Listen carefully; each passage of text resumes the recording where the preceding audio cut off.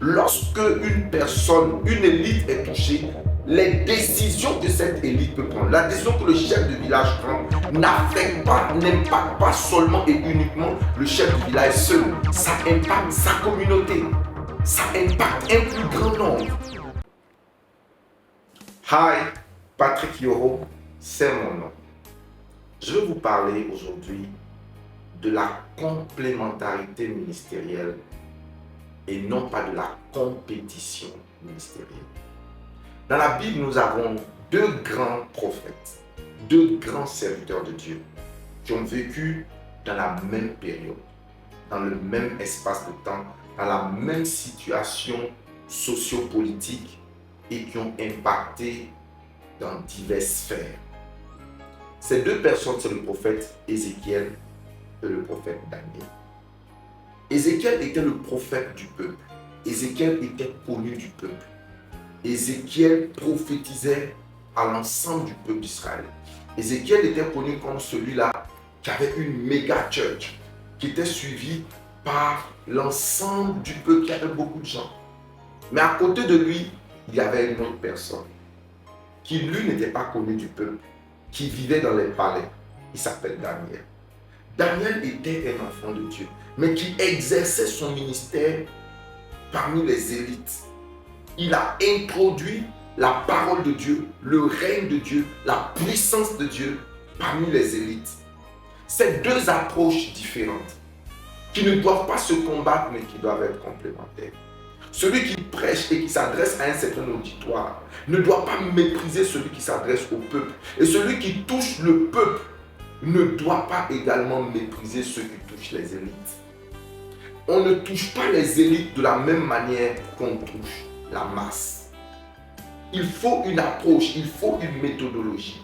Mais j'ai compris que un leader, un homme politique, un ministre, un chef d'entreprise, un président de la République ou un chef de village qui est touché, bien que l'âme du chef du village et l'âme du gardien ou du misérable devant Dieu ont d'égale valeur, mais dans la réalité des choses, lorsque une personne, une élite est touchée, les décisions que cette élite peut prendre, la décision que le chef de village prend, n'affecte pas, n'impacte pas seulement et uniquement le chef du village seul. Ça impacte sa communauté. Ça impacte un plus grand nombre. Et quand Daniel arrive à Babylone, il a une certaine attitude. Il excelle, il est intelligent, il maîtrise le mécanisme du palais, les protocoles du palais. Donc nous avons besoin des Ézéchiel qui viennent pour toucher la masse, pour toucher un grand peuple. Mais dans cette saison dans laquelle nous sommes, nous avons besoin d'infiltrer les systèmes politiques. Nous avons besoin d'infiltrer les systèmes d'éducation. Nous avons besoin d'infiltrer la police. Nous avons besoin d'infiltrer l'Assemblée nationale. Nous avons besoin d'infiltrer, non pas d'infiltrer, parce que le Daniel ne vient pas avec un t-shirt. Jésus t'aime. Le Daniel ne vient pas avec une croisade. Parce que vous savez, bien-aimés, les élites ne seront pas évangélisées par des prospectus. Les élites ne seront pas évangélisées par des croisades d'évangélisation. Aucune personne ne viendra garer sa grosse voiture, sa Range Rover, pour dire non, il y a une croisade, je vais écouter. Même si ses amis l'invitent, le temps et la volonté lui manqueront. Mais on doit pouvoir trouver des canaux et des moyens pour toucher ces personnes. Et ces choses existent. Seulement que l'Église a besoin de former des Daniel. L'Église a besoin de former des Joseph. L'Église a besoin de former des Esther. Des gens qui peuvent communiquer au-delà de la foule. Pour parler aux élites. Pour parler au cœur des élites. Et pour cela, il faut maîtriser les protocoles des palais et des élites. Il faut avoir la diplomatie du langage. Il faut surtout ne pas révéler très tôt son identité. Vous savez, pour celui qui est dans l'église d'Ézéchiel, c'est normal qu'il affiche par des prospectus, par des autocollants, sur sa voiture, sur son entreprise, Jésus. Mais celui qui est de Daniel peut monter un business d'audiovisuel, monter un restaurant sans forcément mettre sur le restaurant un nom à consonance spirituelle. Pourquoi? Parce qu'aucune personne, aucun policier ne va gagner des bandits, des criminels avec son uniforme. Il ne pourra pas les gagner, il les fera fuir. Et malheureusement, c'est ce que beaucoup de chrétiens font.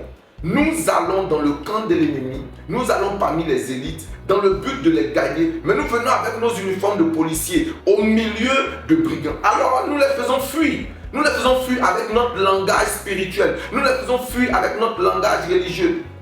Je ne suis pas en train de faire de compromission parce que si on doit juger de l'intégrité de Daniel, la Bible nous dit qu'il y a des hommes qui ont marqué l'histoire de l'humanité par la qualité de leur intégrité. Et la Bible mentionne 3 personnes. Joseph, Job et Daniel. La Bible, Daniel résolut de ne point se souiller avec les mains du roi. Donc Daniel ne rentrait pas dans cette compromission. Daniel savait ce qu'il était. Daniel était un homme de prière. Bien qu'il était parmi les élites, il était un homme de prière. Il trouvait le temps de prier et c'était un homme qui excellait. Quand Dieu vous envoie parmi les élites, ne soyez pas à la traîne, soyez à la tête. Soyez intellectuellement. D'abord intellectuellement, soyez pertinent. Quand vous partez en conseil d'administration, vos raisonnements, vos présentations doivent être lumineuses. Et c'est à partir de ce moment-là. C'est vrai que les gens vous combattront. Ils vont essayer de vous mettre les bâtons dans les pieds. Mais le Dieu qui ferme la bouche des lions et qui réduit l'intensité du feu sera avec vous. Comprenons, peuple de Dieu, dans ce podcast, autant pour la complémentarité et non pas pour la compétition. Il existe des Daniel, il existe des Ézéchiel. Chacun a son champ, chacun a son travail, chacun a son peuple, chacun a sa grâce, chacun a son approche. Que les Ézéchiel prospèrent dans leur champ, que Dieu suscite davantage de Daniel. Shalom.